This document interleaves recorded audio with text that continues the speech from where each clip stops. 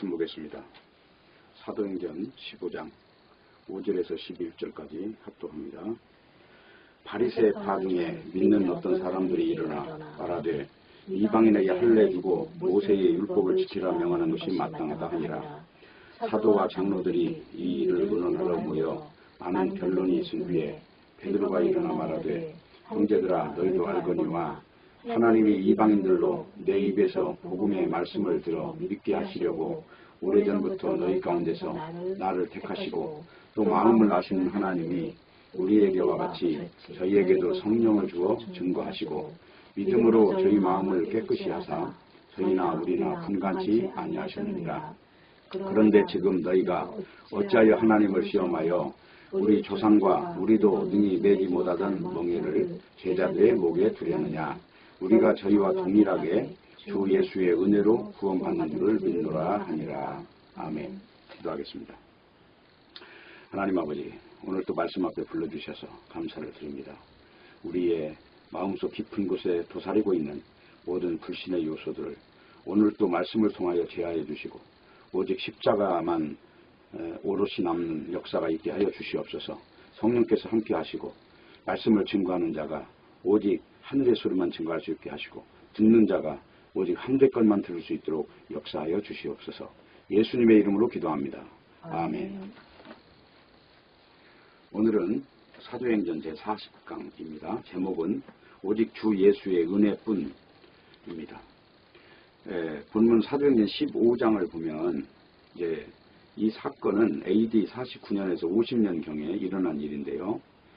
초대교회에서 발생한 문제들이 여러 가지가 있는데 대표적으로 이제 율법에 대한 다른 이해 때문에 발생한 문제를 이제 다루고 있습니다. 그동안 이제 율법에 대해서 로마서를 통해서 갈라디아서를 통해서 많은 말씀을 드렸는데 이 복음에 대한 이제 정확한 이제 그 이해는 율법이 뭐냐, 율법의 역할을 이제 알아야 되는데 그 율법을 지킴으로써 의롭게 되는 게 아니라 율법을 통해서 이제 인간은 연약한 죄인이다. 율법을 지킬 수 없는 죄인이다. 그래서 자신의 죄를 이제 알게 되는 것이 바로 율법의 역할이라고 했습니다. 그래서 율법을 알고 나면 오직 예수님의 은혜로만 구원받을 수밖에 없다 하는 것을 발견하게 되고 이제 구세주이신 이제 예수 그리스도께만 이제 눈을 열게 된다는 것입니다. 그렇기 때문에 율법이라고 하는 것은 이제 하라, 하지 말라라는 명령으로 되어 있는데 문제는 그러한 내용이 인간이 거기에 순종할 수 없는 어떤 구조를 가지고 있다는 것입니다. 이제 그 이유가 뭐냐면 율법을 완성하신 분은 오직 예수 그리스도라는 거예요. 그러니까 천하 인간은 선악과를 먹었기 때문에 그 율법적 시각으로 보면 어떻게 보면 인간이 어떤 우상의 주체가 된다는 거죠. 먹음직하고 보암직하고 탐스럽다 하는 것은 다른 게 아니라 영이 아니라 육을 의지하는 어떤 현상을 말할 때 바로 이제 그 선악과라고 하는 것이 등장하는데 성경에서는 율법이 바로 선악과라고 하는 거예요. 선악과가 뭐냐 그러면 율법적 의식 구조를 이제 말하는 것입니다. 여러 가지 다른 표현도 있겠지만 그런데 이제 문제는 사람들이 이런 연약한 자신을 모르기 때문에 율법을 지키고 실천하면 이게 믿음이 좋은 사람, 남들이 우러러보는 사람, 그래서 그런 사람에게 박수를 보내고 그런 사람을 찬양하는 현상들이 생긴다는 거예요. 그러니까 이제 이런 내용이 나오는 거죠. 여기 바로 앞에 보면 14장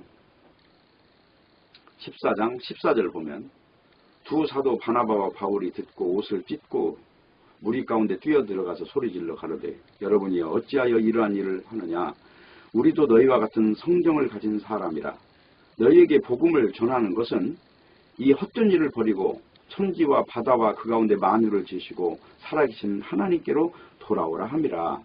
그런데 이 내용이 뭐냐면 바로 요 앞에 보면 14장 이제 1절쯤 보면 이렇게 나와 있어요. 우리가 바울이 행한 일을 보고 누가 원이야 방언으로 소리를 가로되 신들이 사람의 형상으로 우리 가운데 내려오셨다 하여 바나바는 스스로하고 바울은 그 중에 말하는 자이므로 허메라 하더라 하면서 이제 사람을 높이는 현상이 생긴 거예요. 지금 그 앞에서 사도 바울이 말하는 내용이 옷을 찢으면서 너희나 우리나 다 똑같은 인간이니 인간을 숭배하는 이 일이 바로 우상 숭배다. 그래서 이 복음을 전하는 것은 이 일을 멈추고 하나님께로 돌아오게 하기 위해서 지금 복음을 전하는 것인데 너희들이 지금 인간을 우상화하는 그 잘못된 행습에 빠져 있는 것이다. 이렇게 지금 지적하는 것입니다. 그와 같이 인간이 연약한 자신을 모르고 율법을 지키고 실천하면 이게 이제 믿음의 어떤 그 한마디로 계급을 쌓는 것처럼 여긴다고 하는 것이죠. 이제 오늘 본문에 읽으면 이렇게 나와 있어요. 15장 5절 다시 볼게요. 바리새파 중에 믿는 어떤 사람들이 일어나 말하되 이방인에게 할례를 주고 모세의 율법을 지키라 명하는 것이 마땅하다 하니라. 그러니까 이 예수 그리스도를 믿는 것도 구약 시대의 모세의 할례 그리고 율법의 그 613가지 하라 하지 말라 이걸 지키는 것이 가하다. 이런 변론이 생겼다는 것입니다. 그러니까 이 내용은 이제 그 바리새파라고 하는 거는 철저히 한 율법주의자들이에요. 안식일을 지키고 할례를 받고 구약에 나온 그대로 살려고 하여튼 노력한 아주 그 역사 대대로 그렇게 산 사람들이라 하는 것입니다. 그런 사람들의 이제 어떤 이 반박이 있는 거죠. 그 이유가 뭐냐면 바로 이런 내용이에요. 15장 1절 보세요. 어떤 사람들이 유대로부터 내려와 형제들을 가르치되 너희가 모세의 법대로 할례를 받지 아니하면 능히 구원을 얻지 못하리라 하니 이제 이런 주장을 하다 보니 바울이 이제 거기서 앞장서서 지금 이제 한마디로 다툼과 변론이 시작된 거예요. 그런데 원래 변론이라고 하는 것은 누가 이기느냐 목소리 큰 사람이 이기는 거고 공부 조금 더 한 사람이 이기는 거예요. 이 변론이라고 하는 것은 정체가 없어요. 변론에서 이기면 그것이 진리가 되는 게 아니라는 거예요. 이제 바로 이런 현상이 있었던 거예요. 그래서 이제 어떤 문제가 생겼느냐. 이제 많은 변론 때문에 베드로가 실제로 보면 베드로가 형제들에게 이제 말을 하는 겁니다.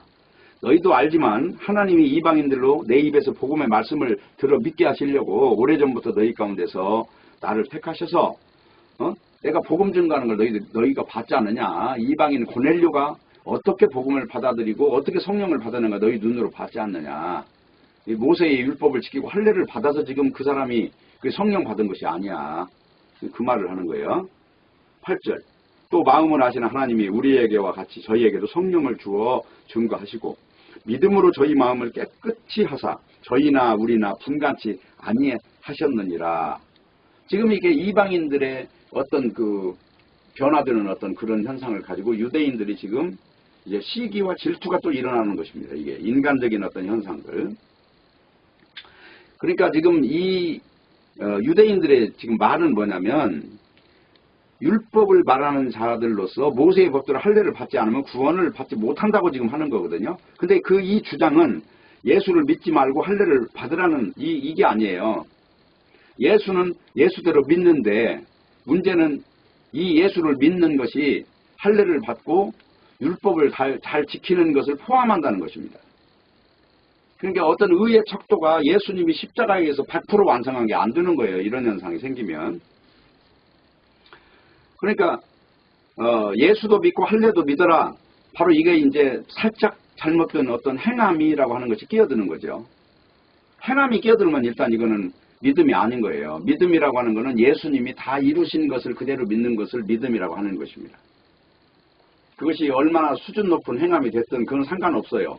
예수를 믿는 데는 일단 죄인으로 서야 하는 거니까 너나 나나 세리가 됐든 창기가 됐든 바리새인이 됐든 아니면 뭐 이방인 소죽이고 양죽이고 하는 아주 백정놈이 됐든 다 똑같다는 것입니다.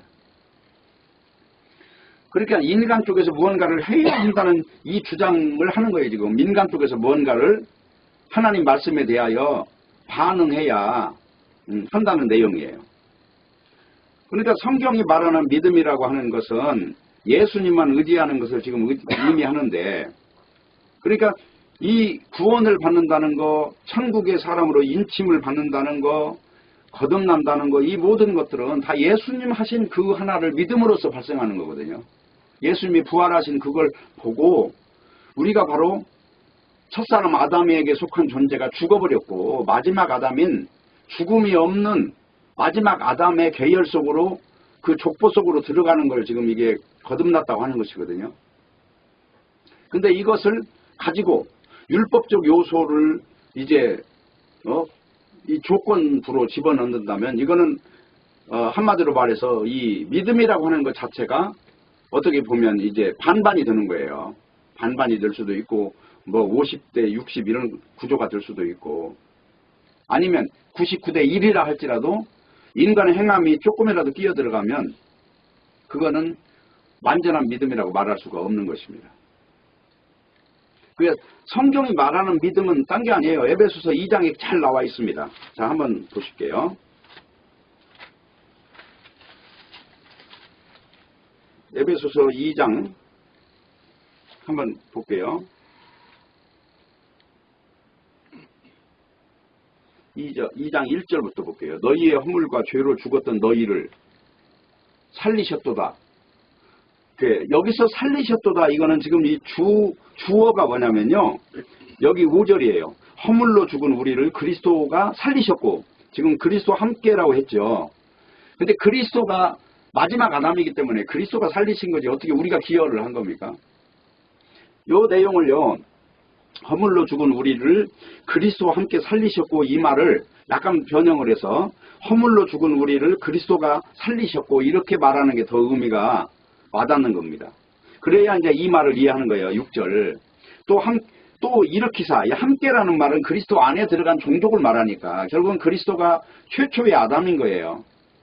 만약에 그리스도가 최초의 아담이라고 하는 그 조건이 없으면 이 말이 성립이 될 수가 없어요. 잘 보세요. 그리스도 예수 안에서 하늘에 앉혔다고 하잖아요. 5절이 성립이 돼야 6절이 성립이 되는 거예요. 허물로 죽은 우리를, 자, 죽은 우리를 누가 살렸다는 거죠? 그리스도가 100% 살리셨다는 거예요. 예수의 부활 때문에 우리가 지금 영생이라고 하는 걸 주장하는 거니까 그분의 부활이 없으면 이 이론이 어떻게 나오겠어요? 허물로 죽은 우리를 그리스도가 살리셨고, 그 다음에 6절 조금 뒤에 그리스도 예수 안에서 하늘에 함께 앉혔다잖아요. 그걸 왜? 이 하나님이 하신 이 일이라고 하는 거는 이게 언약이니까 하나님이 내가 다 이루리라고 하는 언약을 하나님 홀로 세우신 거예요. 그래서 그리스도가 바로 하늘에 앉혔다면 내가 하늘에 앉힌 거란 말이에요. 그게 바로 하나님께서 세우신 바로 언약 속에 바로 이 믿음의 종족이라고 하는 존재들을 똑같이 취급을 해주시는 거니까 예수 안에 있는 자는 예수님과 동일하게 봐주시니까 지금 이거예요. 6절 함께 일으키사 그리스도 예수 안에서 함께 하늘에 앉혔다잖아요. 지금 하늘에 앉은 분은 누굽니까? 예수님이지 내가 아니잖아요. 근데 믿음의 눈으로 보면 지금 함께 하늘에 이미 앉은 거예요. 죄 없는 그곳에 에덴 동산 안으로 들어가는 것이란 말입니다. 그러니까 이 마지막 아담이라는 말을 쓰는 용어는 이 선악과를 먹고 타락한 인간이 아니라 이 타락한 인간은 죽어버렸고 죄 없는 아담의 어떤 생명, 영원한 부활이라고 하는 걸 통해서 그걸 보여준 거라는 말이죠. 이게 하나님의 완성이에요. 에덴 동산을 다시 세우는 걸 하나님의 나라라고 하는 거고. 자, 6절 다시 봅니다. 또 함께 일으키사 그리스도 예수 안에서 함께 하늘에 앉히시니. 이 앉혔다 하는 이야기는 이미 100% 완성이 된 거고 이미 죄 없는 세계에 지금 앉아 있는 거예요. 마지막 아담이라고 하는 그 조건이 바로 이 구조 안에 들어가는 걸 말합니다. 그래놓고 뭐라고 그래요? 7절 그리스도 예수 안에서 우리에게 자비하심으로써 그 은혜의 지극히 풍성함을, 자, 은혜의 지극히 풍성함이라는 건 이 은혜가 100%라는 겁니다. 지극히라고 하는 건 넘친다는 거예요. 인간을 차별하지 않는 이 놀라운 은혜의 세계를 지금 말할 때 표현이 지극히 풍성하다 하는 지금 용어를 쓰고 있어요. 그리고 뭐라고 그래요? 오는 여러 세대에게 나타내려 함이라. 이거는 복음 전함이라고 하는 것을 통해서 예수가 다 완성했다. 이것을 영원히 증거하는 거예요. 자, 그 조건이 뭐냐? 이제 이겁니다. 8절. 너희가 그 은혜를 인하여 믿음으로 말미암아 구원을 얻었나니. 자, 예수 그리스도가 하신 일 이 하나를 그냥 믿는 거 이거. 믿는 거냐 행한 거냐 이걸 충돌하는 거예요. 그냥 믿는 거예요. 내가 한 일이 아무것도 없어요. 로마 4장도 그거예요. 우리가 죄인되었을 때 그리스도께서 우리를 위하여 죽으심으로 의가 되셨다고 그러잖아요. 로마 4장이. 여기 내용도 그래요. 너희가 그 은혜를 인하여 믿음으로 말미암아 구원을 얻었나니 이것이 너희에게 난 것이 아니고 하나님 선물이라는 거예요. 선물이라는 거는 내가 뭘 기여한 게 아무것도 없어요. 그냥 단지 받았다는 거잖아요. 지금. 강조하는 초점이 뭐예요? 선물이라는 거죠. 그리고 나서 마지막 결론을 내리는 거 뭐예요? 행위에서 난 것이 아니니. 행위에서 난 것이 아니니 이 말은 인간에게서 뭔가 조건이 조금이라도 있다면 이 말 쓸 수 없어요. 행위에서 난 것이 아니니 이는 누구든지 자랑치 못하게 함이라. 이 자랑, 나는 모세의 율법을 지키고 할례를 받았고 이런 말 자체가 끼어들 수 없다는 거예요. 일체. 자, 그 내용을 이제 뭐라고 말하는가 보세요.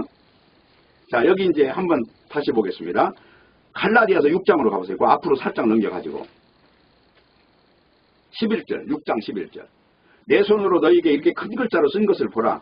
이건 뭐냐면 그 당시에 대피를 맡겼는데 사도 바울이 지금 이건 자기 손으로 쓴 거예요. 큰 글자로 바울이 직접 쓴 거예요. 대피를 하지 않고. 뭐라고 썼는가 보세요. 12절. 무릇 육체의 모양을 내려 하는 자들이 억지로 너희로 할례받게 함은 저희가 그리스도의 십자가를 인하여 핍박을 면하려 함뿐이라.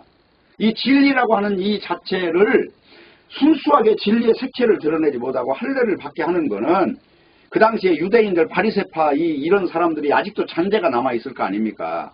지금 갈라디아서 쓸 때. 그러니까 그 사람들과 충돌하지 않기 위해서 그냥 할례를 받아준다는 거예요. 자, 그 내용을 지금 하는 겁니다. 13절. 할례 받은 저희라도 스스로 율법은 지키지 아니하고 너희로 할례 받게 하려는 것은 너희의 육체로 자랑하게 함이니라. 이거는 영적인 일과 아무 관계도 없는 걸 가지고 이 육체를 가지고 자랑하기 위해서 너는 할례 받은 사람, 너는 안 받은 사람 이렇게 가지고 파당을 만들고 영으로 가는 길에 있어서 아주 큰 오점을 만드는 그런 존재라는 것입니다. 이게. 근데 어떠냐? 믿음이라는 건 그런 것이 아니라는 거예요. 여기서 단호하게 14절. 그러나 내게는 우리 주 예수 그리스도의 십자가 위에 결코 자랑할 것이 없으니. 십자가가 다 완성했다는 거잖아요. 십자가가 마귀의 머리를 깨뜨렸고 승리하셨고 그 일이 바로 죽음을 이겨버리는 부활의 현장이고 선악과를 먹은 존재를 바로 살려내버리는 그 직접적인 현장인데 뭘 더 덧붙이느냐 하는 것입니다. 다시 봅니다. 14절. 그러나 내게는 우리 주 예수 그리스도의 십자가 위에 결코 자랑할 것이 없으니 그리스도로 말미암아 세상이 나를 대하여 십자가에 못 박히고 내가 또한 세상을 대하여 그러하니라. 이 못 박혔다는 것은 뭡니까? 이 영적인 일 아닌 것들. 다시 말해 세상적인 세력을 따르는 존재들, 인간적인 것들 생각하는 존재들, 한마디로 세상에 대해서 못 박히지 않은 존재들, 아직도 세상에 대해서 꿈이 많은 존재들, 그런 존재들이나 바로 이런 짓을 하는 거지. 오늘날도 마찬가지잖아요. 노예법, 총회법 이런 것들이 있어가지고 교회법이라는 거 있어가지고 무슨 뭐 와인이라도 한 잔 마셨다 그러면 이건 완전히 제명되는 세상에 지금. 예수님은 포도주를 가지고 기적을 베풀고 마지막 만찬 때도 포도주를 최하로 4잔을 먹은 거거든요. 신명기 14장 26절에 보면은 너희가 11조를 낸 돈을 가지고 우양이나 소나 포도주나 독주를 사서 권속과 함께 마시며 즐거워하라는 이런 규례는 의미도 찾지 못한 채 단지 인간적인 척도에서 바로 의와 죄를 나누는 이런 존재들로 가득 차 있다고 하는 것입니다. 지금 이 내용이 지금 그거예요. 그래서 결론을 뭐라고 내려요? 15절이에요. 할례나 무할례가 아무것도 아니로되 할례 받은 사람이나 안 받은 사람이나 다 똑같다는 거예요. 이 원점이라는 거예요. 원점. 아무것도 뭐라고요? 아니로되 오직 새로 지으심을 받은 자뿐이니라. 새로 지음을 받았다는 얘기는 십자가를 통해서 죽음을 이기는 존재가 됐다는 거예요. 이게 바로 새 생명을 받은 존재예요. 바로 이 존재 위에는 믿음이라고 하는 것을 논할 자격이 없다고 하는 것입니다. 그러니까 지금 읽은 내용 중에서 여기 사도행전 지금 보다가 에베소서 2장을 읽었고 그리고 건너와서 지금 갈라디아서 6장에 들어왔는데 지금 이 내용이 주장하는 게 뭐예요? 모세의 율법, 할례 이런 개념하고 이 예수 그리스도의 십자가를 믿는 거하고는 충돌한다는 거잖아요. 지금 그 말을 명백히 지금 말하고 있는 것입니다. 그러니까 이 주장은 지금 사도행전 15장에서 그 바리새파 사람들이 주장하는 내용은 예수 믿는 것으로는 안 되고 인간 쪽에서 무언가를 순종해야 된다고 하는 이런 이론을 가지고 나타난 겁니다. 이게 오늘날도 바로 이런 교파들이 수도 없이 많아요. 구약의 율법을 지켜야 그래야 또 마치 교회가 되는 것처럼 아주 막 간단하게 2단 중에 한 지파가 누구냐면 안식교예요. 안식교. 엘렌 G 화이트라고 하는 여자가 창시자입니다. 이 안식교회 세계에는 안식교인이 얼마나 많은지 몰라요. 우리나라도 지금 그 무슨 우유 같은 것도 만들어낸 데가 다 거기거든요. 오늘날 삼육대학교라고 하는 데도 있는 거고. 그리고 지금 안식일 유치원 같은 데가 얼마나 잘 되고 있어요. 문제는 인간적인 이 시야에서 볼 때는 그런 것들이 뭔가가 눈에 띄겠지만 영적인 시각으로 볼 때는 의미를 둬야 될 내용이 하나도 아닌 것이다. 이런 이야기를 하는 것입니다. 그렇기 때문에 성경이 말하는 믿음이라는 건 오직 예수님만 의지하는 것을 말합니다. 근데 믿음으로 구원받는다는 것은 예수님이 십자가에 지셔서 내가 다 이루었다, 이 하나로 다 완성된 것을 믿는 거예요. 근데 지금 유대인 중에서 예수를 믿어도 모세의 법대로 할례를 받아야 한다고 하는 주장이 얼마나 지금 이 믿음과 충돌하느냐, 이것을 알아야 된다는 것이고요. 그래서 예수를 믿는다고 하면서도 여전히 우리 인간들 속에는 바로 이런 것들이 남아있는 거예요. 이런 어떤 의식구조가 남아서 여전히 사람을 차별화하고 있고, 여전히 인간의 높낮이를 재고 있고, 자격이 있니 없니 이런 거 따지고 있고, 전부 알고 보면 이런 것들이 잔재예요. 선악과의 잔재가 남아서 그런 일을 하고 있다는 것입니다. 자, 그러면 이제 7절 보겠습니다. 많은 변론이 있은 후에 베드로가 일어나 말하되 형제들아 너희도 알거니와 하나님이 이방인들로 내 입에서 복음의 말씀을 들어 믿게 하시려고 오래전부터 너희 가운데서 나를 택하시고, 그 다음에 9절 믿음으로 저희 마음을 깨끗이 하사 저희나 우리나 분간치 아니하셨느니라. 이게 지금 베드로가 말하는 요지예요. 이방인이나 유대인이나 할례를 받은 자나 안 받은 자나, 율법을 지키는 자나 안 지키는 자나 분간치 아니했다고 하는 것이 지금 베드로의 결론이에요. 그런데 여기서 가장 중요한 것이 지금 뭐냐, 왜 너희들이 지금 이게 걸림돌이 되느냐 하는 것이 10절이에요. 그런데 지금 너희가 어찌하여 하나님을 시험하여, 하나님을 시험한다는 얘기는 하나님의 명령을 지금 오해하여, 그 말이에요. 오해하여 우리 조상과 우리도 능히 매지 못하던 멍에를 제자들의 목에 두려느냐. 여기 제자들이라고 하는 것은 이방인 중에 믿은 존재와 유대인 중에 믿은 존재를 통칭해서 하는 말이에요. 제자들 목에 두려느냐. 멍에를 매는 게 목에다 멍에를 매잖아요. 그러면서 11절 우리가 저희와 동일하게 주 예수의 은혜로 구원받는 줄을 믿노라. 이게 지금 베드로의 결론이에요. 그러니까 중요한 거는 복음이라고 하는 거는 지금 유대인들이 지금 우선권이 있는 것도 아니고, 또 유대인들이 할례를 받았다고 해서 어떤 이점이 있는 것도 아니라는 것입니다. 다 똑같다는 거예요. 이방인들이 예수 믿고 깨끗하게 됐다는 거예요. 깨끗하게 됐다는 얘기는 뭘 말합니까? 선악과를 먹기 이전에 마지막 아담이 바로 죽음을 이겨버린 그 사건은 딴 게 아니에요. 사람을 육적으로 살지 말고 속사람으로 살으라는 뜻이거든요. 그게 부활이라고 하는 것은 바로 우리가 신령한 몸으로 부활한 거란 말이에요. 이게 지금 이 썩어질 육체를 말하는 게 아니에요. 영원히 죽지 않는 몸을 입는 걸 말하는 거니까. 그렇기 때문에 주님께서 베드로에게 이방인이 예수 믿고 깨끗하게 되었기 때문에 차별대우하지 않는다는 것입니다. 이게 지금 베드로의 이야기예요. 그러면서 할례를 행하고 율법을 지켜서 구원하는 것이 아니기 때문에 이방인이나 유대인이나 단지 하나 주 예수 그리스도의 은혜뿐이라는 것입니다. 지금 이걸로 결론을 내리는 내용이 지금 오늘 읽은 내용이에요. 그러니까 이 말을 베드로가 하니까 어떤 일이 생겼어요? 여기 13절 정도 한번 보세요. 말을 마침에 요 앞에 12절 볼게요. 온 무리가 가만히 있어 바나바 바울이 하나님이 자기들로 말미암아 이방인 중에서 행하신 표적과 기사 고하는 것을 듣더니 그랬어요.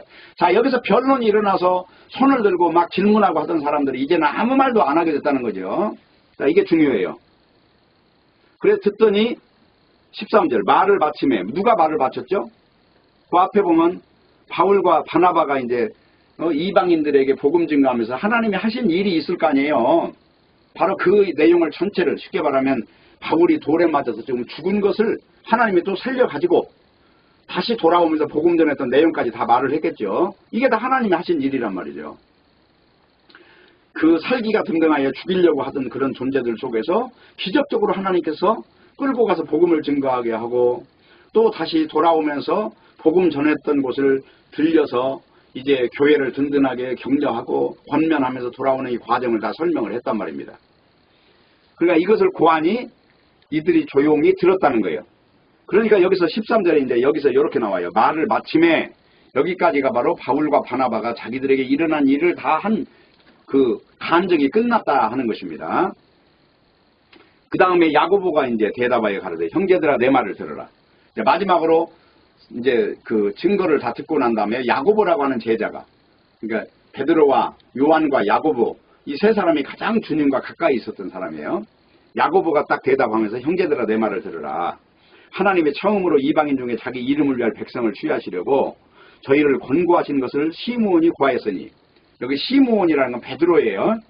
베드로가 바로 고넬료에게 복음 전한 내용을 너희들 앞에 지금 증거하였으니 그 말이에요. 자기 이름을 백성을 취하시려고 저희를 권고하신 것을 시므온이 구하였으니, 선지자들의 말씀이 이와 합하도다. 선지자들의 말이나 지금 일어난 일이나 똑같다. 그러니까 요엘서에도 봐라. 보면은 마지막 시대에 성령이 오면 온 세상 사람들이 다 예수 믿고 하나님의 큰 일을 찬양하게 된다. 요엘서 읽어보면 다 그 내용이 나와 있어요. 자, 요엘서를 좀 한번 볼게요. 요엘이라고 써진데 호세야 다음. 자, 요엘서 잠깐 볼게요.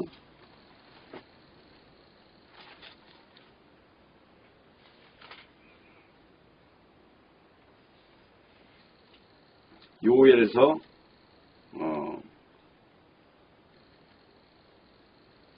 요엘서 한 1장 한번 보세요. 1장.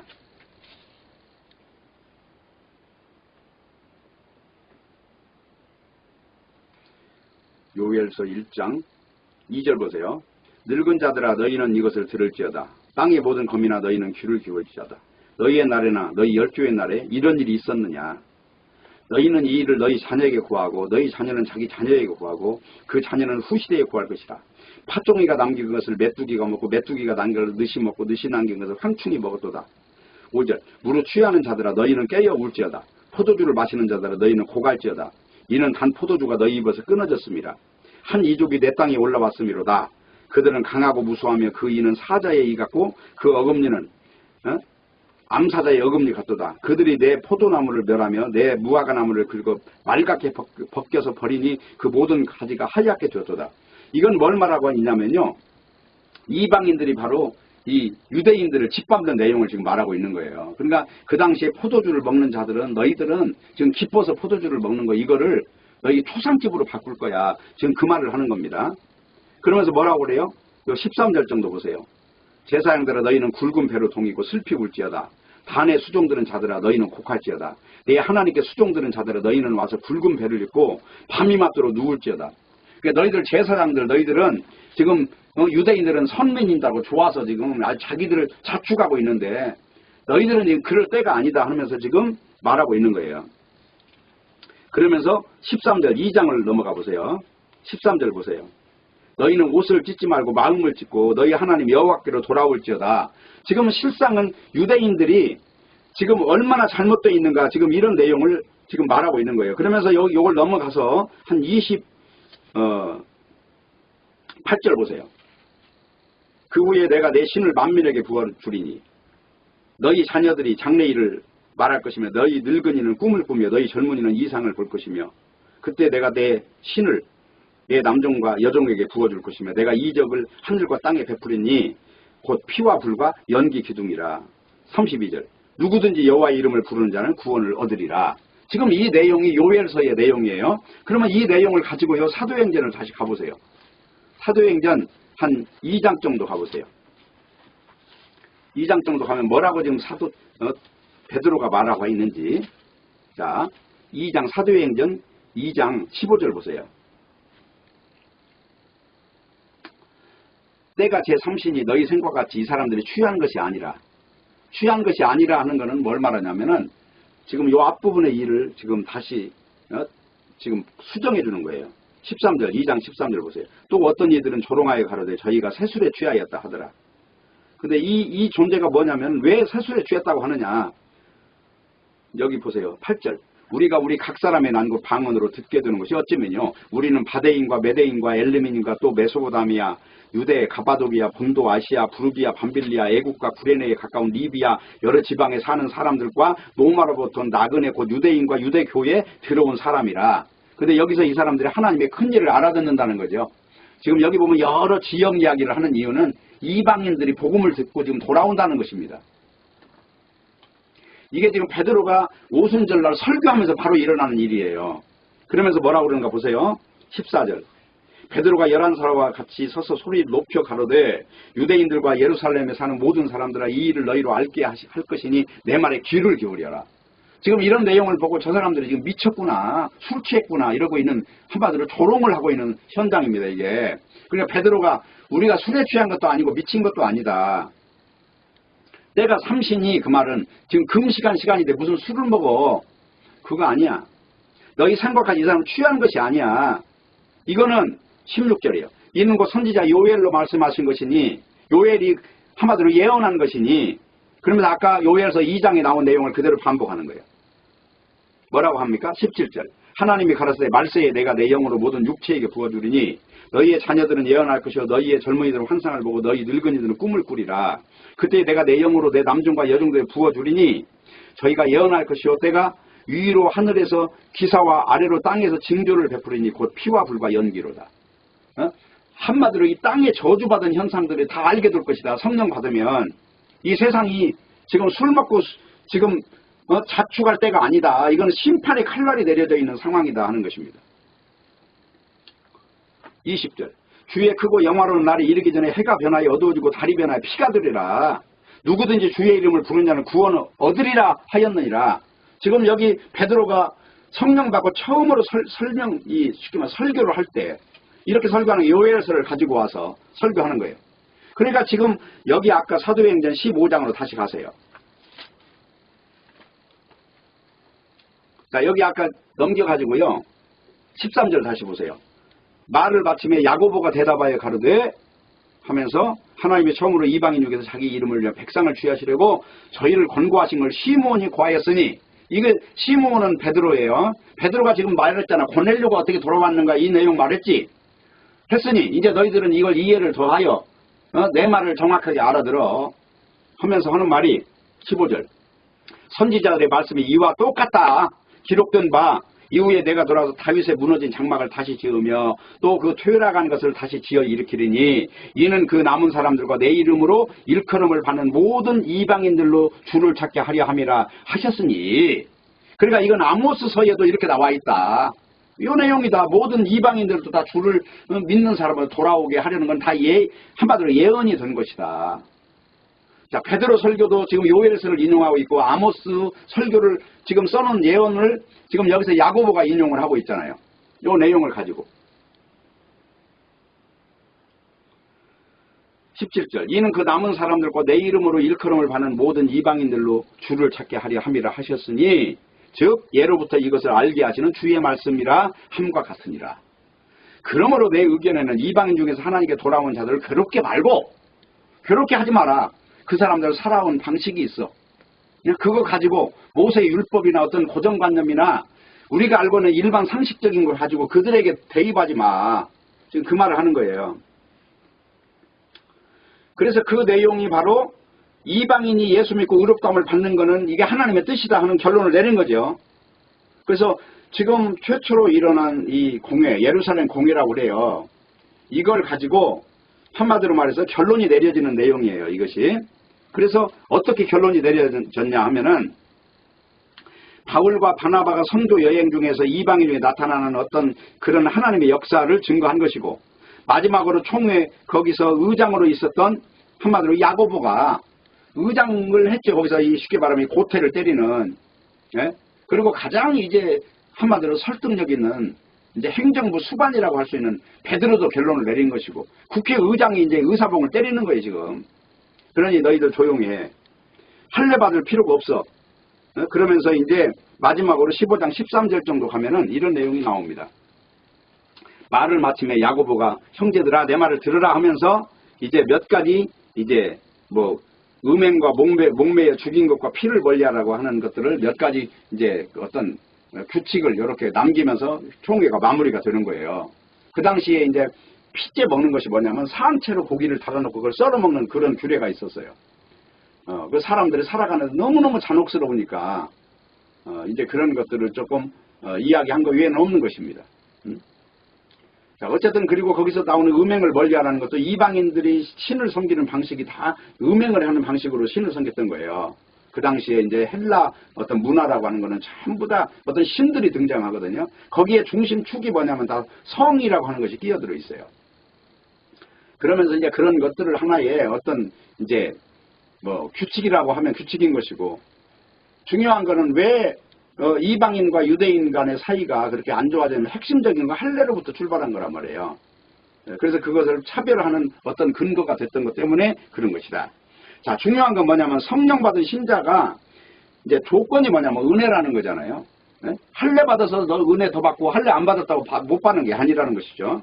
그래서 율법을 주신 이유는 그 율법을 가지고 무릎 꿇으라고 하는 것이라고 지난번에 이제 로마서 2장 3장에서 읽었잖아요. 한번 다시 읽어볼게요. 마지막으로. 수도 없이 많은 설교를 했지만 지금 이런 내용을 모르면 계속해서 오해를 하고 도대체 이게 신앙이 뭔지도 모르면서 한마디로 신앙을 전하는 거예요. 그러니까 율법이라고 하는 것이 바로 이것이다. 3장, 로마서 3장 보세요. 20절. 그러므로 율법의 행위로 그의 앞에 의롭다 하심을 얻을 육체가 없나니 율법으로는 죄를 깨달음이니라. 요 내용을 가지면 율법을 다 이제는 뭐다 이렇게 알아야 돼요. 자, 이렇게 하고 그 다음에 이제 중요한 것이 갈라디아서 5장 1절이에요. 그리스도께서 우리로 자유케 하려고 자유를 주셨으니 그러므로 굳세게 서서 다시는 종의 멍에를 매지 마라. 보라, 나 바울은 너에게 말하노니 너희가 만약 할례를 받으면 그리스도께서 너희에게 아무 유익이 없으리라. 내가 할례를 받는 각 사람에게 다시 증거하노니 그는 율법 전체를 행할 의무를 가진 자라. 율법 안에서 의롭담을 얻으려 하는 너희는 그리스도에게서 끊어지고 은혜에서 떨어진 자로다. 지금 이렇게 말하고 있어요. 그리고 나서 6장에 가니까 아까 그런 내용이 지금 나오는 거예요. 기억하죠? 아까 6장 읽은 거. 우리에게는 할례나 무할례가 아무것도 아니고 예수 이름으로 새로 지음을 받은 것뿐이다. 그렇게 지금 이야기가 끝내잖아요.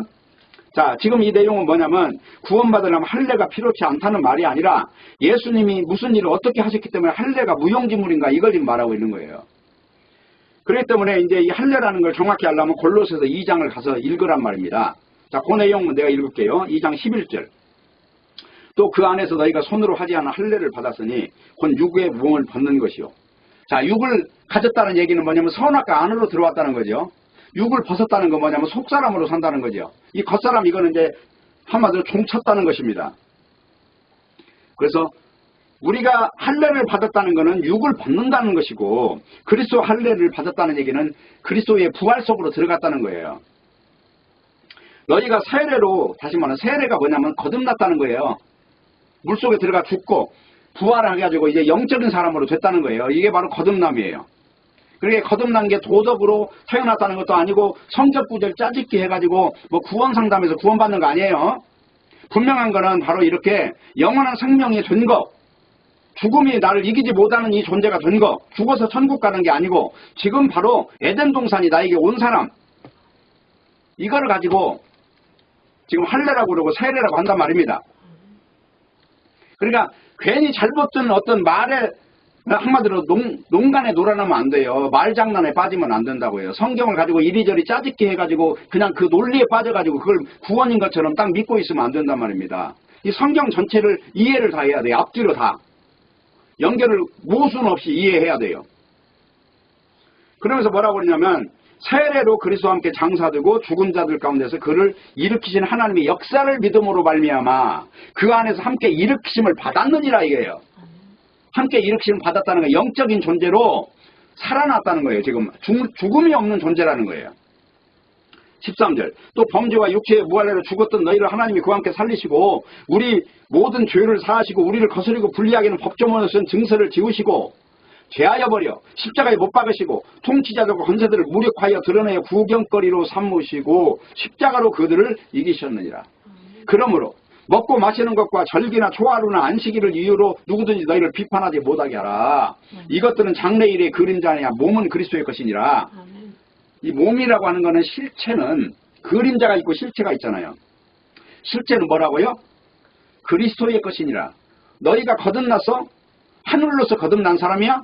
너희가 에덴 동산에 이제 죄 짓기 이전의 상태로 돌아가서 깨끗해진 사람이 된 것이냐? 이걸 지금 묻고 있는 거예요. 그러므로 할례라는 것은 새로운 생명에 참여하는 거예요. 마지막 결론입니다. 무엇을 하면 구원이 되느냐가 아니라 유대인이나 이방인이나 그 차별을 원천적으로 제거해버리는 사람이 되는 거예요. 그래야 비로 예수님의 십자가 안에 도대체 완성된 세계를 보는 것이다. 하나님은 홀로 이루신 일을 보는 걸 믿음이라고 한다니까요. 창세기 15장에 내가 다 내 언약을 이루리라 하면서 그 저주 언약을 세우실 때도 하나님이 홀로 지나가셨다니까요. 인간이 함께 들어간 게 아니다. 이걸 정확하게 믿고 인간의 공로가 있거나 없거나 간에 주님의 은혜 하나만 다 된다는 것입니다. 그렇지 않으면 어느새 파당이 생기고 교회가 시끄러지고 이 교회 저 교회 무슨 뭐 2단 3단 막 이런 이상한 교파들이 생기고 그러는데 성경을 가지고 말할 때 그 사람이 말하는 바에 모순이 없어야 돼요. 그 모순으로 시작한 거는 분명히 함정이 있기 때문에. 그래서 우리가 이야기할 수 있는 거는 여기 베드로나 바울이나 여기 거지 나사로나 바리새인이나 이방인이나 강도나 바울 사도나 다 똑같이 예수 그리스도의 은혜 하나면 다 만족한다는 것입니다. 바로 이 은혜뿐이라고 하는 사실을 굳게 믿고 흔들리지 않는 거, 이걸 믿음을 지킨다고 하는 것입니다. 뭐 술 끊고 담배 끊고 이런 걸 가지고 말하는 것이 아니라는 것만 명심하셔야 돼요. 그렇지 않으면 신앙이 완전히 행함으로 들어가 버리는 묘한 구조를 입고 교회라고 하는 곳에 여기 창녀나 강도 같은 존재는 출입할 수 없는 곳이 되어버리기 때문에 이것이 바로 유대인의 파당이 되는 것입니다. 이 사실을 명심하시고 신앙 안에 굳건하게 서시기를 바라겠습니다. 기도하겠습니다. 하나님 아버지 감사합니다. 오늘 또 말씀을 주셨사오니 말씀 안에 굳게 서서 흔들리지 않게 하시고 오직 진리 하나로 십자가로 완성된 세계를 온전히 100% 누릴 수 있는 신자 되게 하여 주옵소서. 예수님의 이름으로 기도합니다. 아멘.